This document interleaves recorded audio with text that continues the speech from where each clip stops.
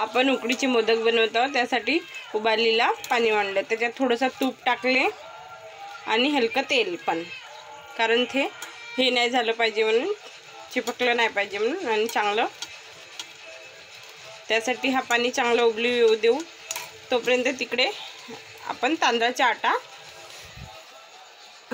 आटा चालून घेतलेला आहे. उकळी आल्यावर घालू आपण. या प्रकारे थोडा थोडा आटा सगळं इथं टाकून हलवून घ्यायचा, असा गडी नाही झाले पाहिजेत. इस तरह ऐसे लोई बनने को ना, इस तरह इसको म्हणजे याला ढाकून ठेवायचं. आता हे बनलेला आहे आपला आटा, रेडी आहे. झाकून ठेवायचं असंच दाबून. गॅस बंद करून घ्यायची, नाही तर बुडी लागेल.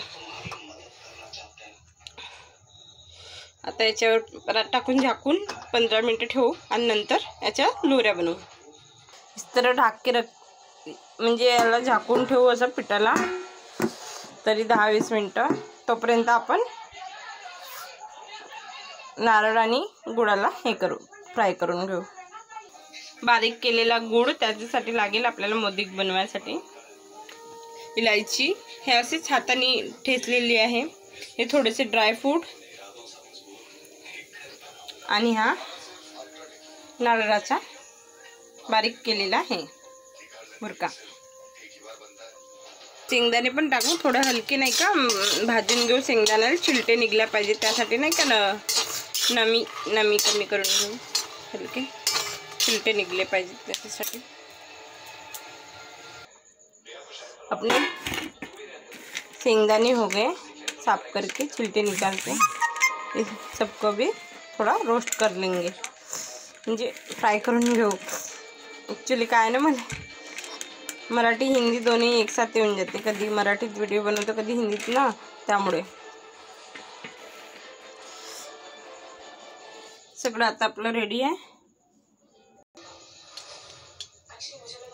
घी डाल देंगे अपन इसमें, थोड़ा फ्राई करेंगे. घी गर्म होने के बाद ड्राई फ्रूट डालेंगे उसमें, थोड़े थोड़े सभी को फ्राई करेंगे. म्हणजे ड्राय फ्रूट टाकून फ्राय करून त्याच्यानंतर शेंगदाणे थोडेसे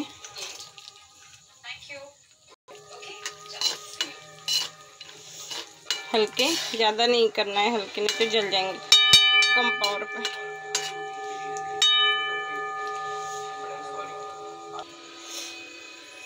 फिर खोबरा की डालेंगे अपन.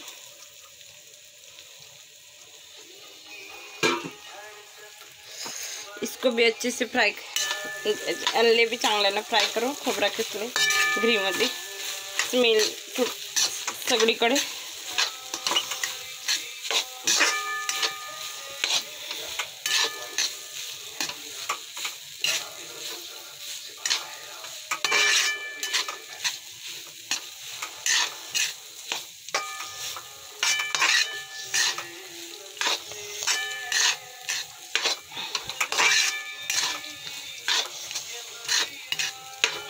याला नाही का चांगले फ्राय होतपर्यंत आपण तेलामध्ये फ्राय होऊ देऊ, कमी आचवर.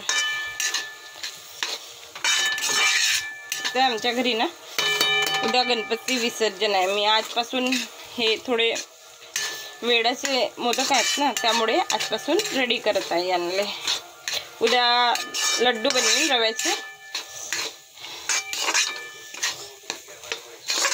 याला चांगलं फ्राय झाल्यावर आपण गोड टाकू नंतर.